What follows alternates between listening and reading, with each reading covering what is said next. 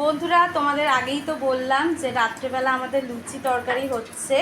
তো দেখো লুচিগুলো কি সুন্দর ফুলেছে। এই হচ্ছে তরকারি, সাদা আলুর তরকারি। প্রেশার কুকারে সাদা আলুর তরকারি হয়েছে। আমি আর শান দুজনেই লুচি আর সাদা আলুর তরকারি খেতে খুবই পছন্দ করি। তো মা সেটা জানে বলে ভেবেছিল আমরা স্কুল থেকে ফিরে যাতে সারপ্রাইজ পাই, তাই জন্য আগের থেকেই সুন্দর করে ময়াম দিয়ে ময়দাটা মেখে রেখেছিল। তাই জন্য দেখো কি সুন্দর ফুলছে, প্রত্যেকটা লুচি খুব সুন্দর করে ফুলেছে, পুরো ভাটুরা মনে হচ্ছে। আর এখানে দেখো কতগুলো লুচি রয়েছে, এখানে সমস্ত লুচি খুব সুন্দর ফুলেছে। এখানে আমি আর শান দুজনে মিলে খেতে নিয়েছি।